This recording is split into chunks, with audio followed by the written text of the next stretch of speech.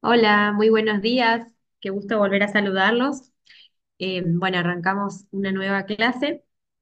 Ahí se van a ir sumando seguramente. Ahí saludamos a Irma. Decidimos arrancar, entonces ganamos tiempo porque después nos queda poquito tiempo de clase y hay mucho para trabajar, entonces quiero que vayamos ganando tiempo. Bueno, es un gusto saludarlos de nuevo en esta clase, como, como es. Hola Irma, buen día. Bendiciones, buen día. Una brigada. Buen día. Acá es un día Es que aquí hace lluvioso, mucho pero frío, lindo. llovió Ay, toda la noche, entonces hace mucho frío. Y bueno, ya bueno, por la edad uno tiene que cuidarse. sí, sí, sí, está bien estar abrigadita ahí en casa. Está Y bien. aquí estamos Bueno, me bendecidos. alegra. Bueno, bueno, deseamos que Dios nos acompañe en esta clase y por eso le voy a pedir que estemos orando para que podamos tener su guía en esta mañana, en esta clase. Así que bueno, los invito a orar, a postrarse ahí donde están y poder encomendar esta clase al Señor. Bendito Dios, Dios de Israel, Dios de Abraham, Señor, en tu nombre elevamos esta oración, en el nombre de Jesús. Agradecido, Señor, por este momento de una nueva clase, una nueva oportunidad, volver a despertarnos en este día. Agradecemos infinitamente, Señor, la posibilidad de despertarnos, Señor, de tener otro día para poder ser mejores, para escucharte, para aprender, Señor. Te pedimos que no nos dejes solos en esta mañana, en este día, que tu Espíritu Santo esté con nosotros, que nos guíe, podamos sentir ese amor, Señor, que podamos tener esa paz que sobrepasa todo entendimiento, como dice tu palabra. Te pedimos, Señor, de manera especial que nos acompañes en esta clase, que sea tu palabra la que hable, la que nos guíe, la que nos instruya, la que nos ayude a servir, Señor. De nuevo te pedimos poder ser útiles para tu obra, Señor, que podamos ser instrumentos en tus manos, Jesús. Gracias de nuevo por todo. Encomendamos esta clase en tu santo nombre, mi Jesús. Amén. Bueno, Amén. vamos a continuar con la partecita que nos habíamos quedado de la clase anterior. Y bueno, y si tenemos tiempo, ojalá que podamos empezar la unidad número 3. No sé cómo vamos a estar de tiempo, pero vamos a hacer lo posible. Habíamos visto toda esta parte, este recorrido histórico de la, de la psicología cristiana, estas cuestiones del inconsciente, ¿no? Eh, lo inconsciente del Espíritu Santo y nos habíamos quedado en los mecanismos de defensa. Habíamos llegado hasta el aislamiento, ¿no? Eh, nos habían quedado estos dos que, bueno, el aislamiento creo que lo habíamos terminado, sí, sí, lo habíamos terminado eso. Eh, sí, no sé si le habías explicado esta parte de la esquizofrenia, de cómo se produce la esquizofrenia, no, no es cómo se produce, sino qué diferencia hay con la esquizofrenia, que por ahí tiene esto de dividir, ¿no? No me acuerdo si les había dicho, pero si no, vuelvo un poquito acá. El aislamiento suele ser un mecanismo de defensa dentro de los neuróticos. Los neuróticos vendríamos a ser considerados como todos los, entre comillas, normalcitos. Entre comillas digo porque el concepto de normalidad es muy amplio y muy relativo, porque a veces algo nos puede parecer muy normal a unos, pero a otros no, pero estamos dentro eh, de lo considerado, digamos, de lo esperable, las conductas esperables, por eso se le dice normal, digamos. Eh, en este sentido aparece otro concepto que por ahí a veces es escuchado, que es el de la esquizofrenia. Traigo esto porque si bien, como les decía, ustedes no hace falta que sean perfectos ni tampoco doctos en esta área, pero sí está bueno que conozcan algunas patologías. Por ahí en la unidad número 3 nos adentramos un poquito en algunas puntualmente, como la ansiedad, la depresión, el trastorno obsesivo, porque suelen ser algunas de las más comunes. Y bueno, me pareció interesante que por ahí las puedan al menos conocer un poquito, porque son enfermedades, son trastornos con los que nosotros podemos lidiar con nuestros conocidos. Entonces, tener una idea, por ejemplo, por lo menos un poquito está bueno. En cuanto al aislamiento, como le decía, es considerado como un mecanismo de defensa que puede estar dentro de de la normalidad, no porque sea normal tener este mecanismo de defensa, pero sí le ocurre a personas que están dentro la, de la de lo considerado normal, como les decía.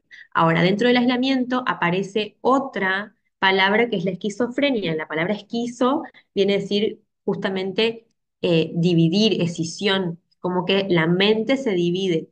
Entonces, la esquizofrenia puntualmente tiene que ver, la esquizofrenia es psicosis, digamos. Están los neuróticos que vendríamos a ser como los normales, como les decía, y también están la psicosis, ¿no? La psicosis vendría a ser como eh, bueno, y después está la perversión, pero la psicosis vendría a ser como una realidad distinta, la persona vive una realidad distinta, entonces aparecen, por ejemplo, dentro de la psicosis las famosas paranoias, las personas que se sienten perseguidas constantemente, que creen que algo les va a pasar, que las cosas conspiran en su contra, pero ¿qué pasa? Tiene que haber realmente una desconexión de la realidad, realmente tienen que estar creyendo que las cosas son así. Entonces ahí aparecen los famosos delirios, los delirios tienen que ver con las alucinaciones, digamos, auditivas, escuchar cosas, alucinaciones visuales, ver cosas extrañas.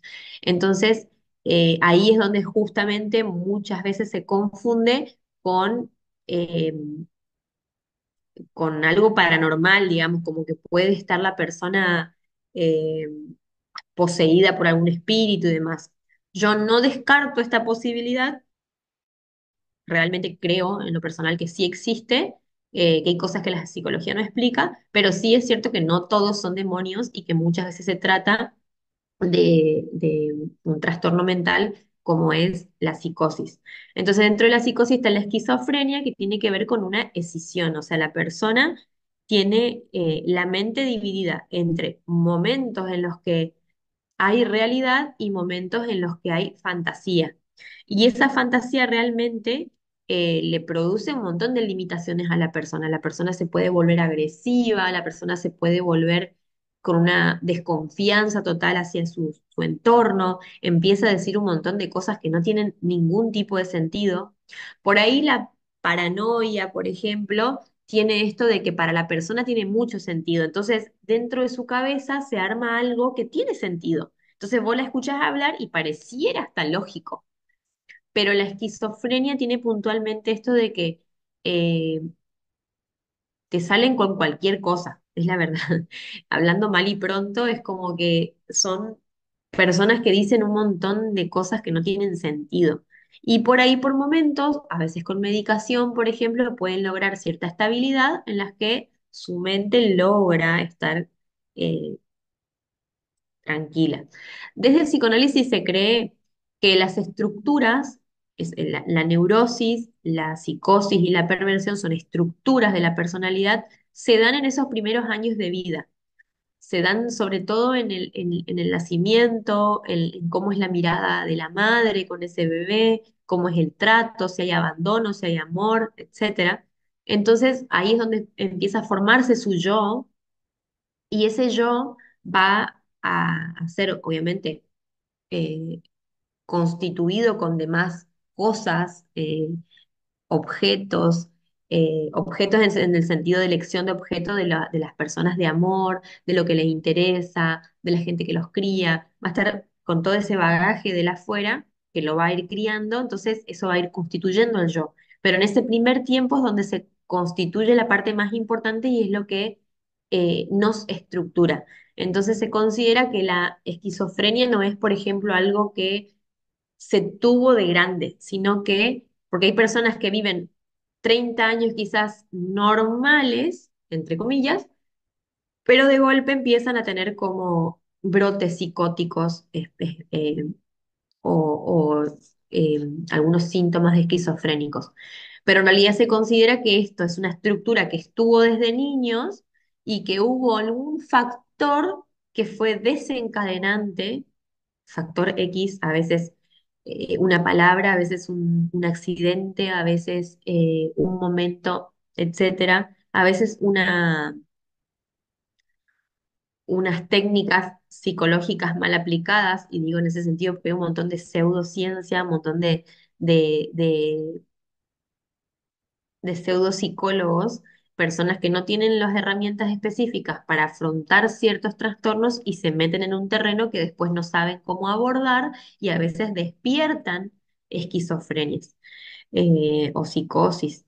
Em, pero bueno, básicamente se considera desde el psicoanálisis que son estructuras que están desde siempre y que son despertadas después. Les digo desde esta teoría que es por ahí la que venimos trabajando un poquito más. Eh, Después está la estructura de la perversión, que bueno, la estructura perversa es justamente la que el neurótico no puede entender. Uno se puede romper la cabeza tratando de entender cómo tal persona puede hacer semejante aberración, pero nuestra conciencia, nuestra mente, e incluso nuestro inconsciente, no lo puede entender porque nuestra estructura de personalidad es totalmente distinta. Entonces uno puede explicar teóricamente, por ejemplo, cómo funciona la conducta perversa de un pedófilo. Uno lo puede explicar, pero no lo puede entender. Es algo que, bueno, a mí en lo personal me pasa que un abusador, sobre todo si se trata de niños, es como algo que mi cabeza se puede romper la cabeza tratando de pensar cómo puede encontrar placer en algo tan aberrante. Y es justamente porque mi estructura es neurótica. Entonces ahí nos podemos dar cuenta de las diferencias de las estructuras. Un perverso tiene una estructura totalmente desviada y fíjense que nuestra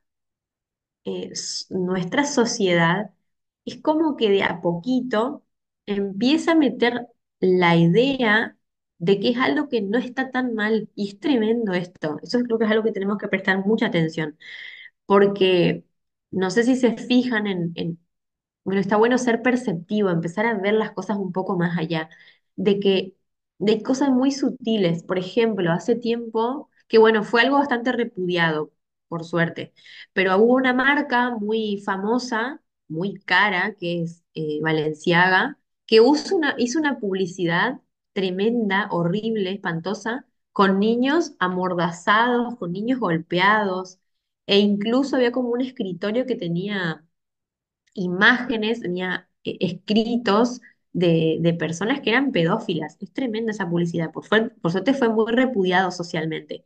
Pero de a poquito se quiere empezar a meter que es algo que no está tan mal. O por ejemplo, vi algunas películas, sobre todo Netflix, que Netflix es como nada es inocente. Está bueno no ser ingenuos en creer que las cosas son de casualidad, nada es inocente. Y Netflix sobre todo tiene por ahí como, hay que tratarlo con cuidado, eh, porque tiene como ideas que de a poquito se van metiendo. Fíjense que las películas no por nada o las series tienen momentos en los que hay pausas, hay momentos en los que la música es distinta, hay momentos en que se repiten escenas, en que la luz es distinta. Es increíble cuando nos quieren, eh, son mensajes subliminales, ¿no? Nos quieren meter alguna información. Me acuerdo una vez había visto una película en la que hablaban de de la eutanasia y puntualmente marcaban en ciertos momentos cómo tenía que ser el procedimiento ilegal para proceder a la eutanasia. Y lo repetía como varias veces pausado y vos decís, ¿para qué va a decir tanto eso en una película? Y bueno, es como pequeños mensajes. Y en cuanto a la perversión, yo vi algunas películas en las que obviamente que terminaba siendo castigado, el perverso, el que abusaba de niños y demás, pero había una parte en la que buscaba que el espectador lograra cierta empatía en el sentido de, o mejor dicho, cierta compasión por ese perverso que sufría, porque realmente decía una verdad que decía, nosotros no tenemos la culpa de sentir lo que sentimos, porque eso es verdad, o sea, la persona que lo siente. Ahora, que eso sea aceptado y que no sea condenable, esa es otra historia, porque en realidad sabemos que sí, está abusando del derecho a la libertad de vivir de otra persona, sobre todo de los niños. pero es como que buscaba sensibilizar esa parte, es decir, pongámonos un poco en el lugar de este tipo que no tiene la culpa de lo que le pasa. Pero bueno, es como que ya me fui del tema, pero me parece interesante que podamos prestar atención a esas pequeñas cosas que se van metiendo de a poquitito y que no son inocentes. Nada es inocente, nada de lo que nos muestran en la tele es como, ah, es súper inocente. No digo que todo el mundo tenga mala intención, pero sí es cierto que muchas cosas no son ingenuas. Bueno, después otro de los mecanismos de defensa es la introyección, que la introyección tiene que ver básicamente con que nosotros, a diferencia de la proyección, nosotros eh, metemos adentro nuestro ideas que nos son ajenas. Por ejemplo, eh, una forma de ser de nuestros padres. Entonces, hay formas de ser que son de ellos y que nosotros lo introyectamos y que después lo repetimos. A la introyección, perdón, también se lo conoce como mecanismo de defensa de la identificación. Entonces, sí o sí nosotros tenemos esto porque es una cuestión de lo aprendido. Entonces, hay muchas cuestiones que a nosotros pueden no gustarnos de nuestros padres, pero las vamos a repetir por identificación porque tenemos que ver, porque tiene que ver básicamente con esta adquisición de estas características de esa otra persona, porque vivimos, porque formamos parte de la vida de esa persona. Incluso lo interesante es que a veces en lo genético también queda marcado esto. A veces hay personas que no vivieron con sus padres biológicos, pero que tienen ciertas conductas que son iguales. Entonces se introyectan también. Pero sobre todo la introyección tiene que ver un poco más con lo aprendido, con lo que vivo día a día con la persona. Entonces el sujeto lo que hace es asimilar características de la conducta del otro. Entonces, por ejemplo, eh, en el caso de un niño, por ejemplo, si un niño se queda solo con mucha frecuencia, por ejemplo, busca actuar como haría su papá para resolver algún problema. Entonces uno puede ver que lo ve jugando con sus muñecos, con sus juguetes, diciéndole que no tienen que tener miedo, por ejemplo. Entonces se ve como que intenta introyectar esta forma, pero también está significando una falta, ¿sí? ¿Se entiende? Em, en este sentido, también hay algo dentro de la introyección que es la famosa identificación con el agresor, ¿sí? Eh, Ay, no me acuerdo el nombre ahora, ya me va a salir. Y si no, capaz que ustedes también la saben. Ay, no me sale. Bueno, ya no se va a salir, pero bueno, es con la identificación con el agresor cuando se empiezan a ver aspectos positivos de la persona que nos está manipulando. Entonces, esto se da muchísimo por ejemplo, en casos extremos, alguien que toma de rehén a la otra persona y lo secuestra durante mucho tiempo, entonces la persona secuestrada, la víctima, empieza como a defender las actitudes del agresor. Pero se puede ver en algo muy común y corriente como es la violencia de género, en mujeres que están sometidas a un matrimonio, una pareja que es muy manipuladora, que es violenta, con estructura narcisista. El narcisismo también es algo que vamos a ver.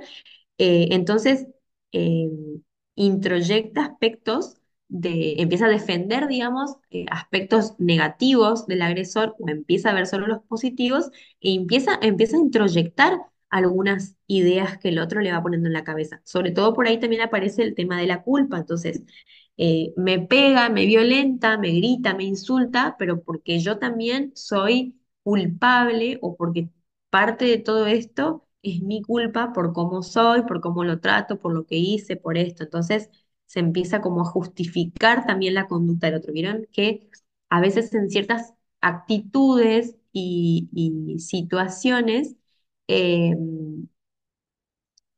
la persona puede utilizar varios mecanismos de defensa a la vez. Y eso nos pasa a todos, digamos. Y la compensación tiene que ver justamente con, bueno, la palabra lo dice, ¿no? Se compensa una situación con otra. A veces queremos evadir, es medio parecida a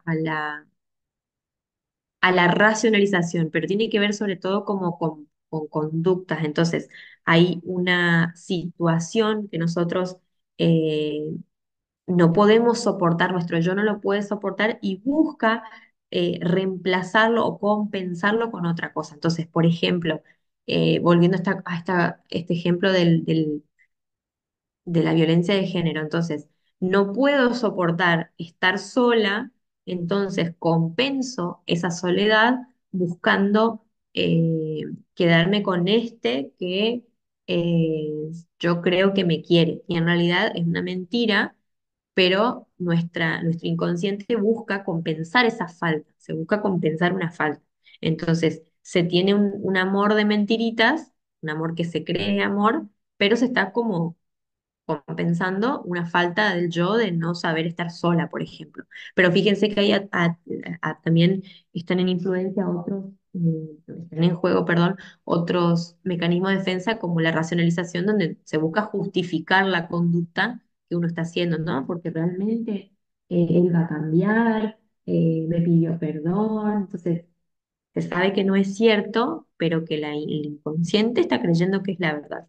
Y la negación, que vamos a ver este último, tiene que ver con una, generalmente es una negación insistente que lo que nos quiere decir es que hay una afirmación inconsciente. Entonces, generalmente cuando más se niega una realidad, estamos hablando de que a nivel inconsciente hay una afirmación. Nunca pensé algo así. No hace falta marcar el nunca si realmente nunca lo pensaste, porque realmente lo pensaste. Eh, Hay un ejemplo que es muy psicoanalítico, digamos, que el autor lo pone que dice, o bien, usted pregunta quién puede ser la persona del sueño. Mi madre no es. Obviamente es su madre. ¿Se entiende? Entonces, rectificamos que es su madre, dice. Entonces, no me parece. Sí, te está pareciendo. Entonces, no quiere decir, a ver qué pasa, a nivel consciente,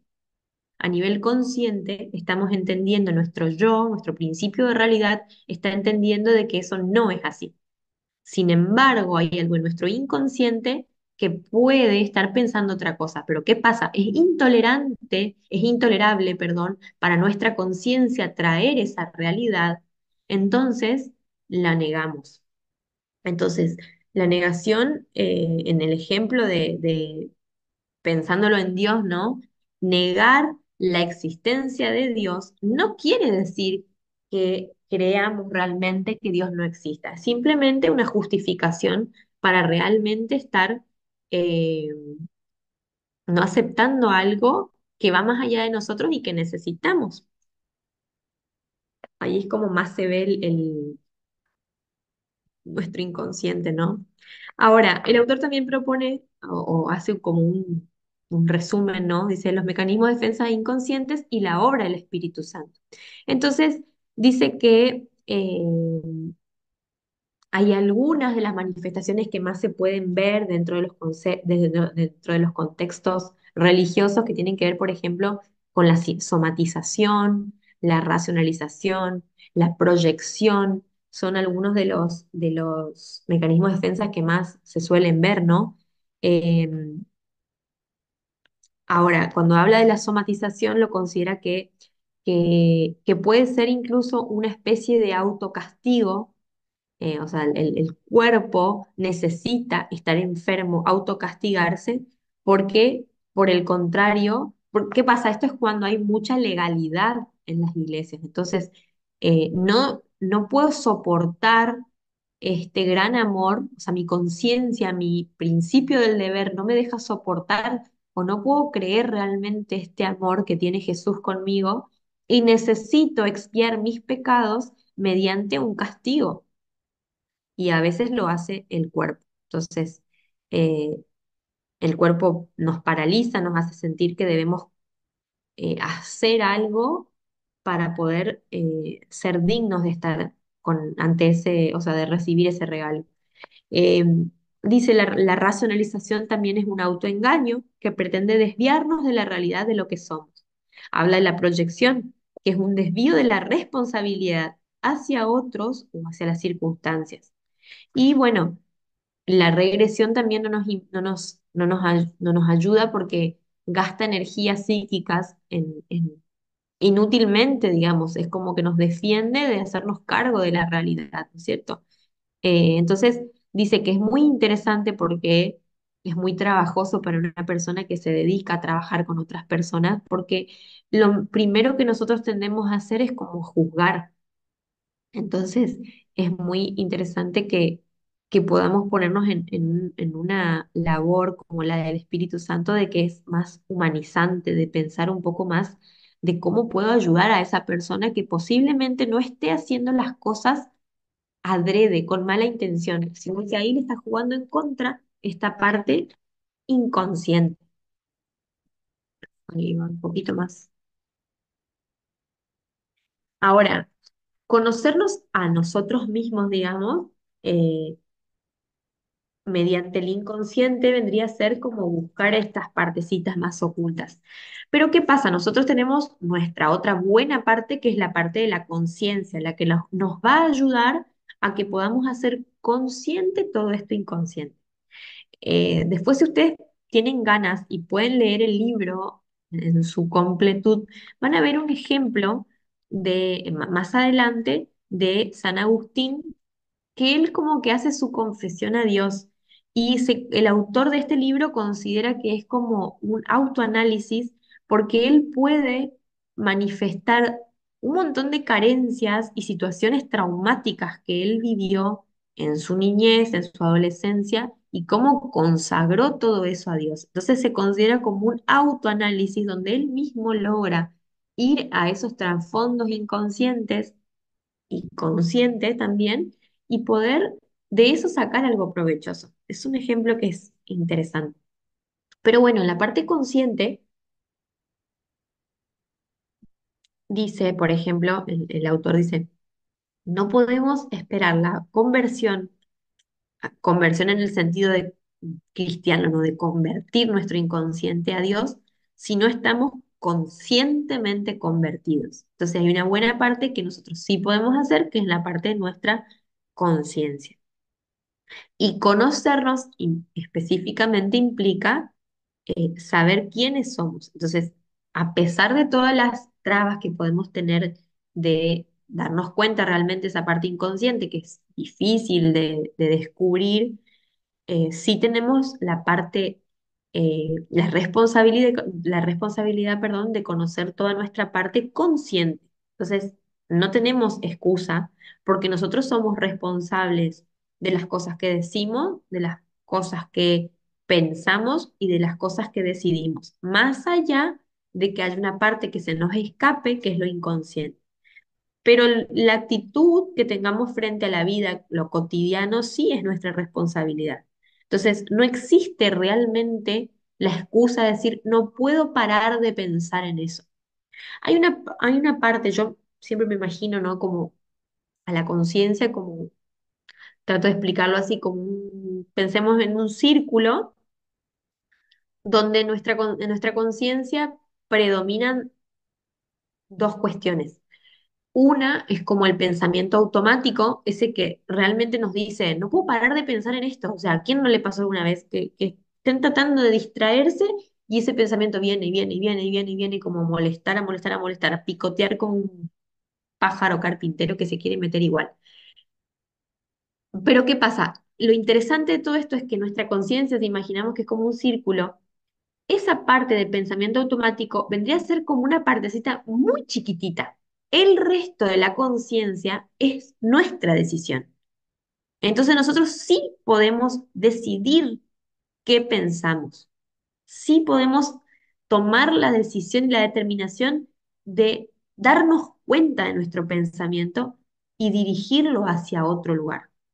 Entonces, nuestro pensamiento automático va a venir sí o sí, porque lo tenemos todo, porque tiene que ver con nuestros miedos, con nuestros temores, con nuestras ideas programadas, preconcebidas, con las cosas que nos van pasando diariamente, que sí o sí como que nos molestan, pero depende de nuestra actitud en cómo vamos a dirigir esos pensamientos. Si les damos el lugar, si tratamos de repensarlos y si tratamos de cargar en nuestra conciencia otro tipo de pensamientos también. Entonces, es nuestra responsabilidad. Entonces, hay mucha dificultad en conocer toda esta parte, esta dimensión inconsciente, pero nosotros podemos disponernos a enfrentar esas problemáticas inconscientes mediante el esfuerzo de hacerlas conscientes, de hacer consciente otro tipo de cosas. Entonces, en este plano consciente es donde tenemos el trabajo nosotros, en nuestras propias vidas. Después, para trabajar con otros, también hay que tener en cuenta estas cuestiones e indagar un poco lo inconsciente. En nuestra forma, digamos, a veces se nos va a hacer difícil encontrarnos con esa parte inconsciente, pero cuando aparece un acto fallido, cuando nos angustia algo, hay que prestar atención. La mayoría de la gente hace cosas todo el día, se mantiene ocupada para no pensar. Hay gente que no puede estar sola nunca, porque no se quiere encontrar consigo mismo, porque encontrarse consigo mismo significa angustia, o encontrarse con Dios y realmente abrir el corazón y decir qué es lo que me está pasando. Y no tener respuesta a eso también frustra y genera angustia, o no tener la respuesta inmediata, mejor dicho. Entonces nosotros tenemos que tratar de hacer este trabajo de poder encontrarnos con esos pensamientos, con nuestras emociones y con nuestros sentimientos.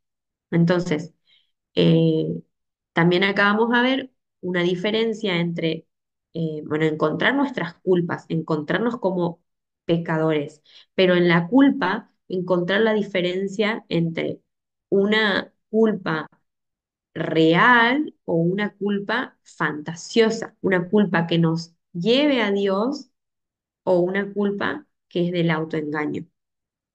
Ya vamos a ver eso. Entonces, eh, ¿qué pasa? Los motores de nuestra conducta consciente tienen que ver con esos conflictos inconscientes, ¿no es cierto? Pero nosotros podemos, como dice el autor, manejar nuestra vida si llegamos a conocer qué es lo que lo mueve. Y toda persona ha tenido experiencias diferentes, están vivas y almacenadas en lo inconsciente. Pero bueno, cuando nosotros no logramos buscar al siempre vamos a poder solos. Y si en algún momento de eh, este acompañamiento a otros no estamos pudiendo solos, es interesante también recomendar a la persona buscar ayuda o trabajar en un equipo para ayudar a la persona, ¿no? Em,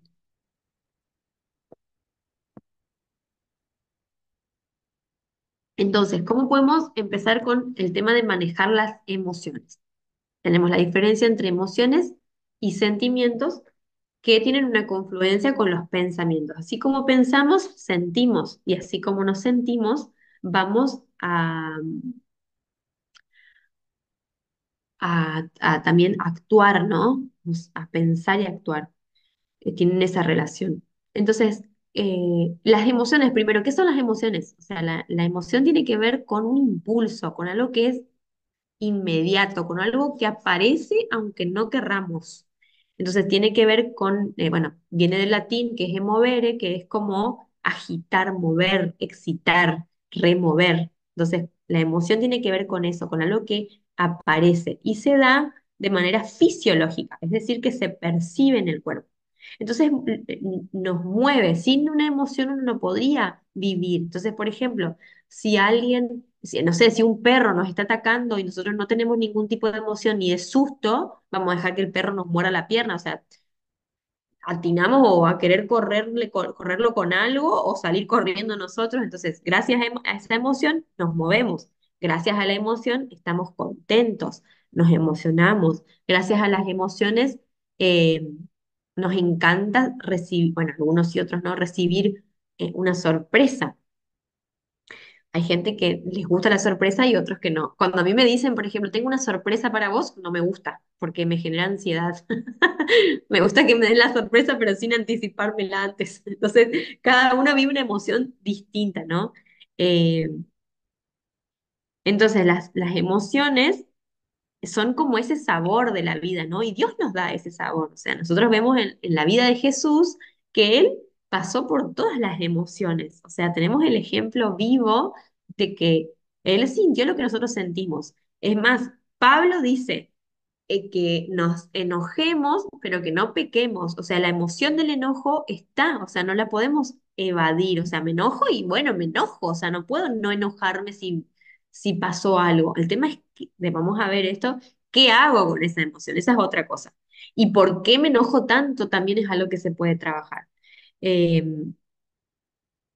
entonces, es muy interesante saber que la emoción es algo que va a venir sí o sí. Ahora, la emoción tiene como dos respuestas, una interna y otra externa. La externa es como la que se percibe, entonces, eh, si me enojé, como que mi ceño está más fruncido, a veces algunos pueden tener roja la cara, eh, y también se vive una interna, bueno, también se ve lo externo, que los puños, los músculos se tensan, pero internamente, por ejemplo, bueno, se ve que el corazón palpita más rápido, bueno, como dije, los músculos se ponen tensos, eso es como interno y externo. Se ve externamente, pero los músculos son internos. La digestión cambia, entonces cuando tenemos miedo, por ejemplo, que nos duele la panza, nos vemos más cabizbajos, cuando estamos tristes, cuando estamos contentos, es como que eh, en la cara se nota y nuestro corazón también a veces late más rápido, nuestros hombros se levantan, ¿no? Es como que eh, cada emoción tiene su repercusión en el cuerpo, interna y externamente. Entonces, lo que las emociones nos sirven, digamos, para responder. Todas las emociones tienen su función. No hay emociones positivas o negativas. Pueden ser placenteras o displacenteras. Por ejemplo, la tristeza en realidad no es negativa porque nos está mostrando que hay algo que no nos gusta. Entonces, nos está indicando que por otro lado tenemos que ir o pensar las cosas distintas o corrernos de ese lugar. Por ejemplo, si nos dan una comida en mal estado y nos da asco, entonces nuestro cuerpo está respondiendo de manera positiva porque nos dice que eso nos va a hacer mal. Entonces no son negativas, sino que pueden ser displacenteras porque no nos gusta sentirlas. Ahora, ¿cuáles son las universales? La sorpresa, el miedo, la ira, la alegría, no sé si dije la tristeza, el asco. eh, Esas son como las universales, pero después se despliegan una infinidad de emociones. Y está bueno conocerlas porque si no nosotros nos quedamos como cortos en las ideas de las emociones, como que a veces no sabemos ponerlas en palabras y es muy interesante poder encontrar palabras para lo que sentimos. Entonces, no es lo mismo estar triste que estar decepcionado. Nos pone triste la decepción, sí, pero en realidad la palabra de esa emoción es que estoy decepcionado, porque tal persona me falló, por ejemplo. Entonces, o estoy ilusionada con algo. Entonces, poner en palabras lo que nos pasa es muy interesante. A veces se puede buscar sinónimos. Hagamos buen uso del recurso de internet y buscar sinónimos. ¿Qué esto es lo que qué me está pasando? Poder buscar palabras para eso. Eh, sí hay una diferencia entre lo que es la emoción y el sentimiento. Es como que el sentimiento tiene que ver con algo más trabajado, tiene que ver con el que una emoción perdura en el tiempo. Entonces, por ejemplo, la emoción es inmediata, viene y se va. Cuando tenemos un susto, generalmente ese susto tiene que activar algo en nuestro cuerpo, pero volver a desactivarse para que nuestra vida funcione de manera normal. Cuando el susto no se desactiva nunca, podemos empezar a sentir algo distinto. Y ahí, por ejemplo, pueden aparecer, mejor dicho, los sentimientos de ansiedad, por ejemplo, las famosas crisis de ansiedad. Entonces, hay algo en nuestro cuerpo que nunca se desactiva. Entonces, siempre viene a generar alarma. Eh, por ejemplo, la muerte de alguien, como primera impresión en el cuerpo, nos da tristeza, nos da rabia, nos angustia, nos da sorpresa, pero después eso se continúa en el tiempo con un sentimiento de tristeza. Entonces, son como más perdurables en el tiempo, tienen una evolución de acuerdo a nuestros pensamientos, a nuestras a nuestros sentimientos también eh, antiguos. Por ejemplo, si tenemos amor a alguien, y esa persona se muere, es normal que ese sentimiento de tristeza, angustia, depresión, perdure en el tiempo. Si es alguien conocido, pero no tenemos mucha afinidad, nos puede generar tristeza en el momento, pero después se desactiva porque, bueno, no teníamos una relación con esa persona, ¿se entiende? Entonces el sentimiento como que perdura en el tiempo.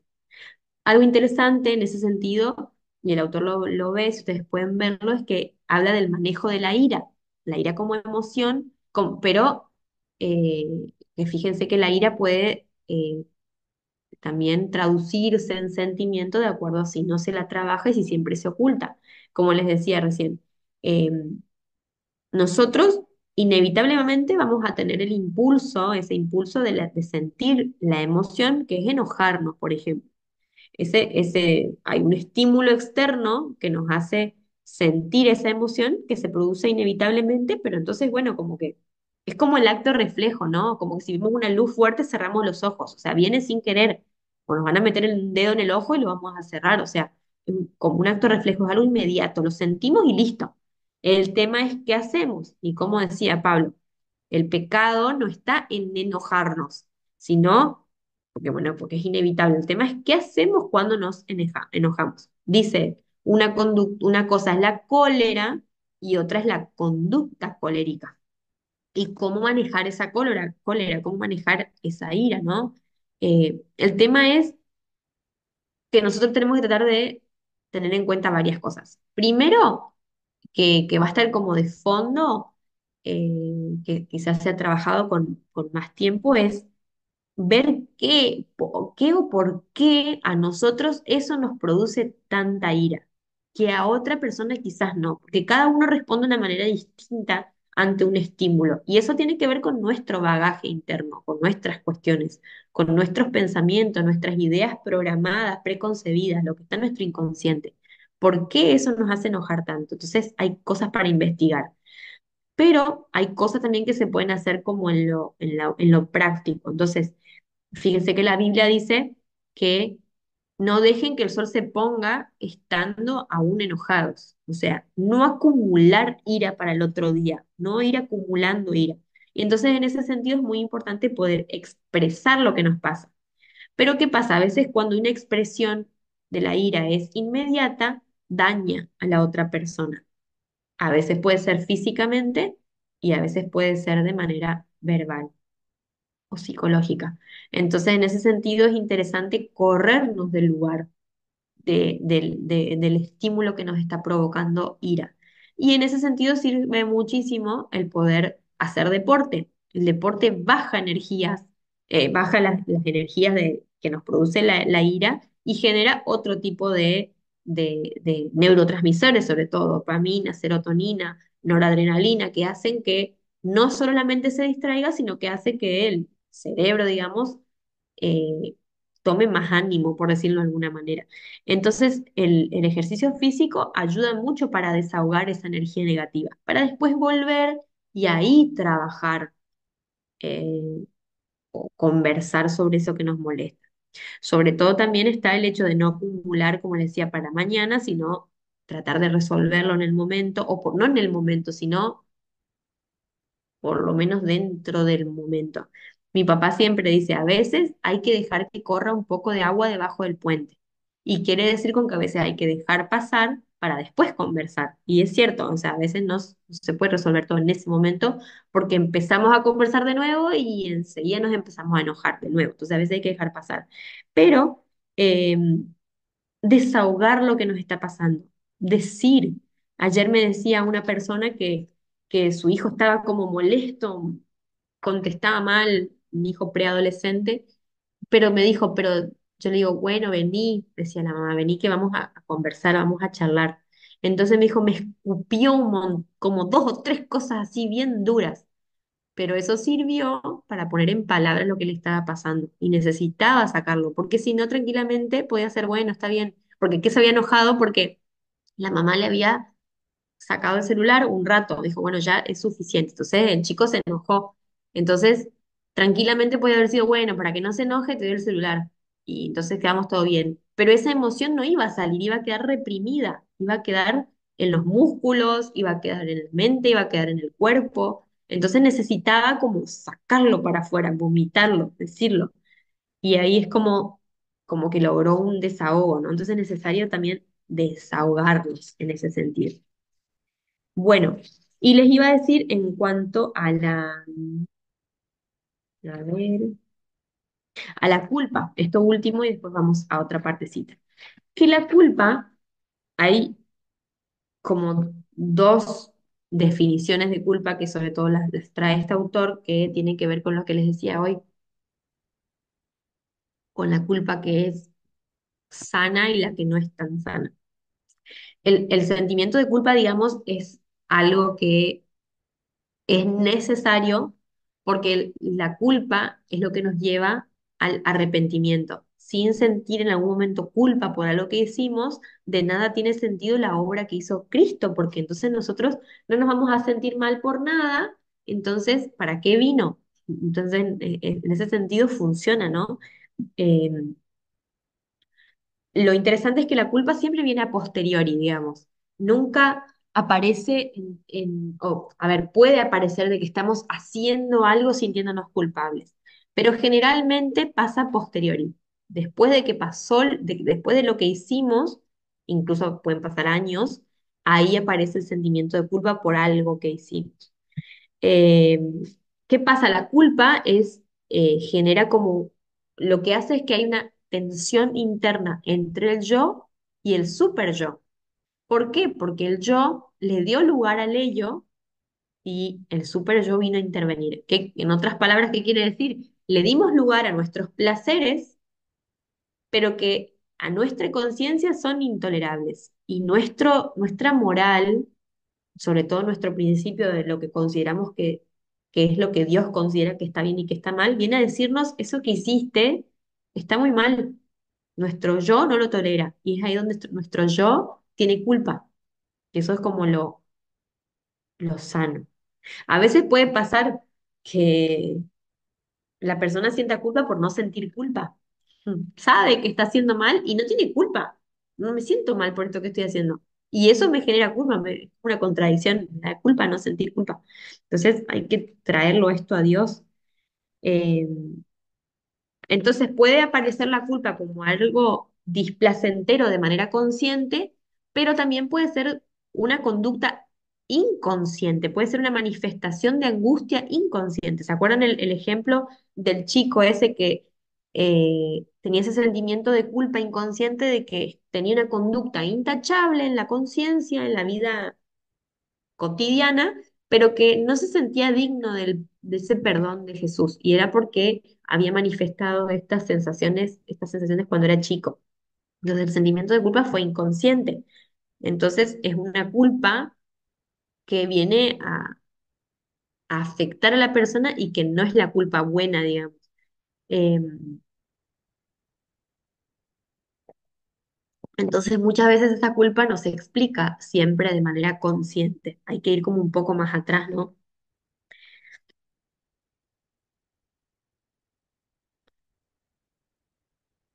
Bueno, entonces eh, a veces esa culpa, digamos, tiene que ver con estas cuestiones que son como inconscientes, como darle la primacía al ello de hacer esas cosas, pero otras veces tiene que ver con una culpa que es introyectada por otro tipo de cosas. Por ejemplo, nos da vergüenza cómo era nuestra mamá, por ejemplo. Entonces, una culpa introyectada.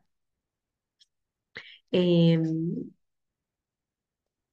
Entonces, ahí él hace la parte esta de remarcar lo que es la culpa neurótica y la culpa existencial. Entonces, la culpa existencial nos da a todos los seres humanos, que es un ingrediente esperable y necesario, como para que podamos darnos cuenta de que somos finitos y que necesitamos a Jesús para ese perdón. Y la culpa neurótica tiene que ver justamente con esa parte inconsciente que nos va a traer un montón de situaciones y sensaciones desagradables que, eh, que bueno, como que no nos dejan vivir en paz y que son inconscientes.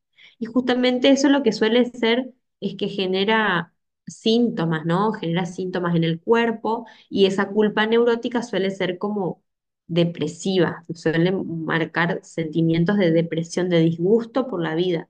Eh, y no toda depresión tiene que ver con culpa, pero sí es cierto que la culpa tiende a tener estos tintes así como depresivos, de angustia. Y bueno, genera un montón como les decía, de síntomas. Entonces, puede hacer que el carácter sea irascible, que una persona esté irritable, que que no pueda dormir, porque tenga remordimiento, consciente o inconsciente, que pueda ser una persona que tienda al suicidio justamente por esas características depresivas, que puede ser una persona que se siente todo el tiempo alejada de Dios, genera sentimientos de inseguridad, genera sentimientos a nivel físico, eh, personas muy susceptibles, que están nerviosas. eh, por ejemplo, hay personas que piensan que todo el tiempo les va a pasar algo malo, entonces están viviendo algo bueno y no logran disfrutar de eso bueno porque creen merecer algo malo, o sea, que va a venir algo malo.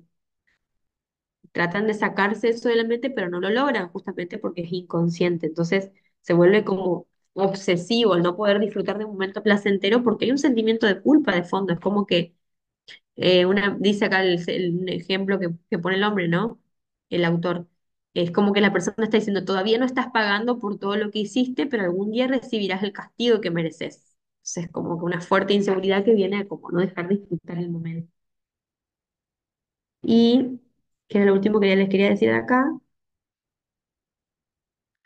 bueno, y justamente el mecanismo de la somatización puede tener que ver con sentimientos de culpa. No necesariamente, pero a veces sí. Eh, Y dice el autor que quería leerles esto, por último, una palabra sobre el alejamiento de Dios como consecuencia del sentimiento de culpa. Este sentimiento de falta de moral o indignidad puede permanecer adormecido en las partes más profundas de la mente. Sin embargo, desde allí se manifestará como un sentido de inferioridad o de impotencia moral. Y esto suele crear un abismo entre el ser humano y Dios. Entonces hay que tener en cuenta esto porque esa culpa, ese de querer necesitar un castigo, digamos, todo el tiempo, es como lo que no nos hace estar realmente cerca de Dios, como no sentirnos dignos, porque realmente no lo somos, pero Dios, mediante Jesús, nos da esa posibilidad, pero no sentirnos dignos y hace que nos alejemos de Dios. ¿No les pasó en algún momento como hasta decir, ¿qué voy a venir a orar si sé que estoy haciendo mal o sé que hice mal y le pedí perdón a Dios, pero como que a veces no tenemos ni ganas de orar porque nos sentimos tan indignos de estar frente a Dios? Y bueno, como que yo creo que eso tiene que ver mucho con esto, ¿no? Que venimos hablando. Hay que tratar de traspasar eso y más volvernos a Dios, mostrarle esa vulnerabilidad y pedirle perdón por, incluso por pensar así, no solo por el acto en sí mismo, sino por pensar así. Bueno, hay que entender como le pasaba a Pablo, digamos, no siempre desaparece todo el conflicto. Pablo no vivió tan bien, tenía como sus luchas, su espina, ¿no? Sin embargo, él decía que él depositaba todo en Dios, todo en Jesús, incluso eso malo que le pasaba. Bueno, vamos a ir un poquito más. Vamos a ver dos tipos de inteligencias y con esto terminamos la unidad número 2. Creo que no terminamos hoy todavía, pero vamos a intentar. Está las inteligencias múltiples, que es un test que lo vamos a hacer, y la inteligencia emocional. Las inteligencias múltiples tienen que ver con, capaz que sí terminamos, ojalá, como lo que quiere decir este tipo de inteligencia es que nosotros todos tenemos o nos destacamos en tener diferentes habilidades.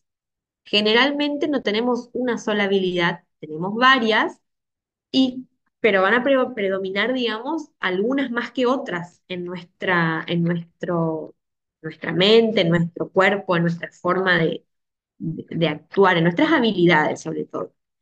Todos tenemos unas más que otras y se dividen en estas que vemos acá. Hay algunos test, como el que vamos a hacer ahora, que pueden determinar cómo, o para darnos cuenta, digamos, en qué tenemos más habilidad en unas o en otras.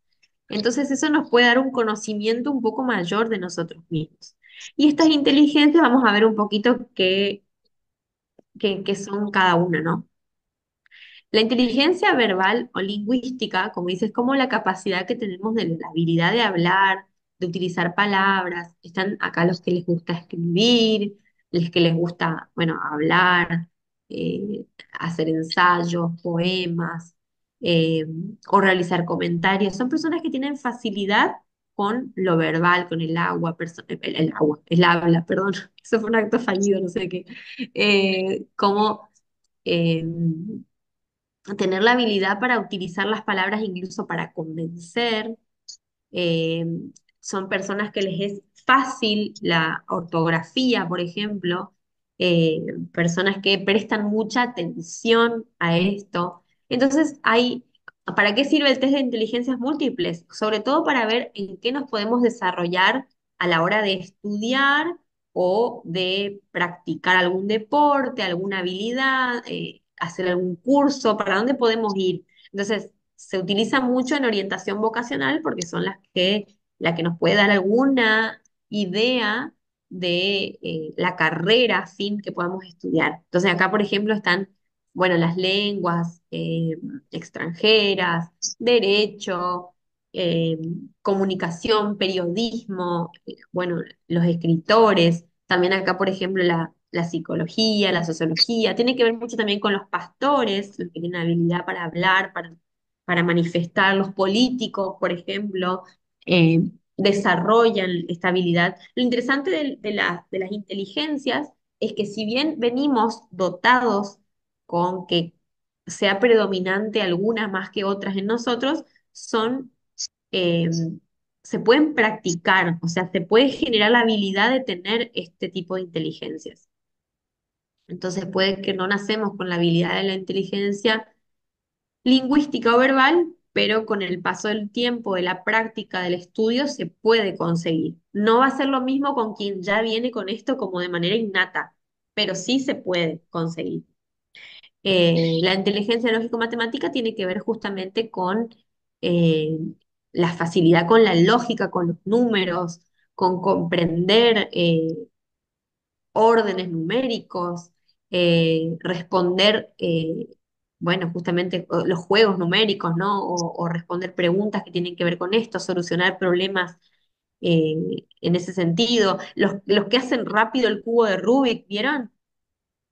En mí no funciona mucho esa inteligencia, es como que puedo hacerlo, pero tardo mucho. Hay gente que lo hace rapidísimo.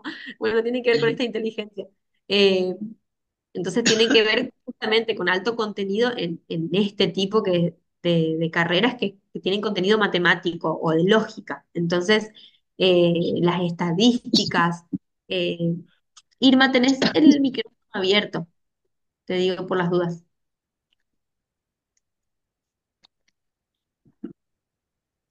No sé si querías decir algo o por ahí se te abrió sin querer. Bueno, eh, bueno, lo que tiene que ver con informática también, ¿no? Y bueno, acá están muchas ingenierías. En realidad las carreras como que pueden ser de una u otra porque tienen mucho que ver, ¿no? Se conectan. Entonces a veces puede haber eh, una carrera en varias inteligencias justamente porque hay varias inteligencias que se desarrollan dentro de esa carrera, ¿no? Entonces acá fíjense que está la arqueología, también el ser perceptivo con esto de la búsqueda, de darse cuenta de utilizar lógica para darse cuenta de lugares, de las cosas, ¿no? No solo la inteligencia espacial, como la vamos a ver, bueno, acá la astronomía, la administración, economía, contaduría, negocios, finanzas, sobre todo tiene que ver con eso, ¿no? La inteligencia visual o espacial justamente tiene que ver con el darnos cuenta de figuras, formas, ser perceptivos con los lugares. Vieron que hay gente que pasó una vez por un lugar y ya se acuerda de qué árbol estaba plantado, de qué casas habían ahí. O sea, yo no conozco ni las casas de mis vecinos, o sea, me cuesta ubicarme. A mí, conmigo no funciona esa inteligencia. Me encanta, por ejemplo, la parte de, eh, sí, sí funciona esa inteligencia en cierta medida, en la pintura, la escultura, fotografía, todo eso me encanta. Ahora, ubicarme en lugares, no. Entonces, fíjense cómo también hay determinación de cada persona en ese sentido. Entonces, acá tiene que ver mucho con la gente que tiene habilidad para desarmar y arreglar cosas. A mí se me desarma una cosa, después no sé cómo se juntan esas piezas, seguramente me van a sobrar un montón, pero no sé, por ejemplo, a mi marido, a él le encanta desarmar cosas y buscar arreglarlas, y las arregla. o le es fácil para él, por ejemplo, hacer una instalación eléctrica en la casa. Yo no entiendo nada, pero fíjense cómo es interesante de que es darse cuenta de las cosas y los lugares. Pero también tiene que ver con esto, con la arquitectura, con darse cuenta de los lugares, las dimensiones, las formas, qué quedaría mejor acá que no. Bueno, acá tiene que ver la aviación, ¿no? El percibir las zonas, los lugares. eh, los decoradores de ambientes, bueno, los médicos cirujanos, los instrumentadores quirúrgicos, como dice ahí, radiología, diseño, miles de cosas. O sea, me parece que es una de las inteligencias más abarcativas porque pueden tener que ver con todas las cosas que nos interesen, ¿no? Porque justamente tenemos que tener una dimensión de las cosas con las que vamos a trabajar. Pero algunos tienen más desarrolladas que otras. Algunos serían como capaces capaz que de estudiar todas este tipo de profesiones y les va bien. Hay otros que somos capaz más selectivos. La inteligencia corporal o kinestésica o sinestésica también se le dice, tiene que ver justamente con la inteligencia en el reconocer el cuerpo. Son personas que perciben mucho el cuerpo y se dan cuenta, pero también tienen una facilidad para manejarlo. Entonces la gente que son los atletas, los bailarines, bueno, cualquier deportista, ¿no? Los que hacen esculturas incluso, los que trabajan haciendo masajes, los que utilizan el hacer, por ejemplo, huerta, jardinería, eso tiene que ver con la inteligencia espacial y visual, pero también con la habilidad de las manos, ¿no? Todo lo que tiene que ver con la destreza física tiene que ver con esa inteligencia. Bueno, la musical y rítmica es como que la que más se entiende, por decirlo así, es como que todo lo que tiene que ver con el ritmo y la música, la gente que tiene esa capacidad para percibir qué instrumentos están tocando, la gente que necesita música todo el día, las que le gusta, bueno, bailar, hacer teatro, estar como que la música tiene sentido o la vida tiene sentido con la música en sus vidas, ¿no? Eso tiene que ver. Y acá se despliegan las dos últimas que son la interpersonal y la intrapersonal. La intrapersonal tiene que ver con la comprensión de uno mismo.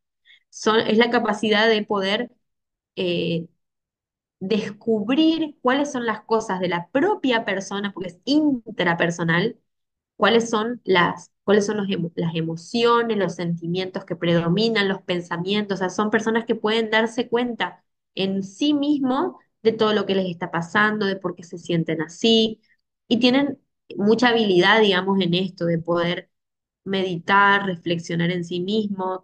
Y bueno, hay carreras que tienen que ver con esto, ¿no? Como la filosofía, la sociología, la psicología, todo lo que tiene que ver con la religión, bueno, acá está la consejería cristiana, los pastores. Y después está otra que es parecida, que es la interpersonal, es que tiene como función la ayuda de otros, los temas sociales, la preocupación por las personas, el tratar de investigar eh, sobre lo que pasa con los seres vivos, ¿sí? Sobre todo con las personas. Entonces tiene que ver con las terapias ocupacionales, las personas que, bueno, los médicos, psicología, psicopedagogía, trabajo social, educación, los maestros. Entonces, eh, también tiene que ver con las relaciones de la atención al cliente, relaciones exteriores, recursos humanos. Entonces, generalmente va a haber una mejor eh, inteligencia interpersonal, va a haber mejor desarrollo de esta inteligencia si es que hay mejor desarrollo de la inteligencia intrapersonal. Y acá, por último, bueno, la inteligencia emocional la vamos a dejar para la clase que viene porque no nos va a dar el tiempo ahora, pero les quiero compartir el test de inteligencias múltiples, que es el que va a estar subido a la plataforma y que me gustaría que ustedes lo puedan hacer. Les voy a orientar en cómo se hace esto y con esto terminamos la clase de hoy. Ahí les voy a mostrar.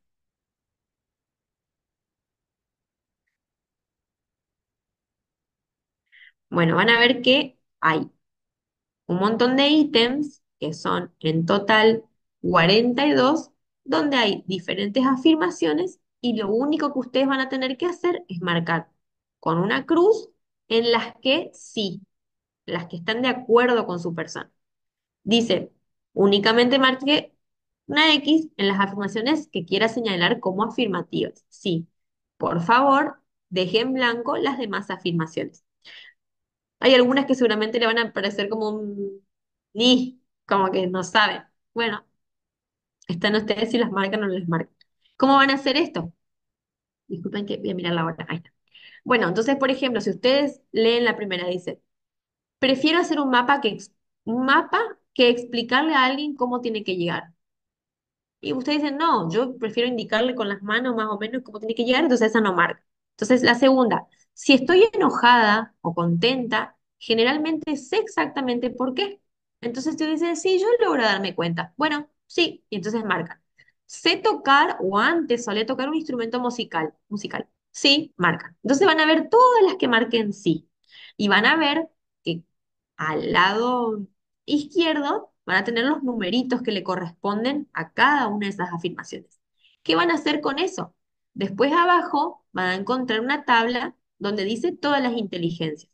Y cada inteligencia tiene un número que le corresponde a esa inteligencia. Entonces, por ejemplo, ustedes van a ir, marcaron el 9, entonces marcaron sí en el 9, van a ir acá y van a pintar el 9 o van a hacerle una marquita.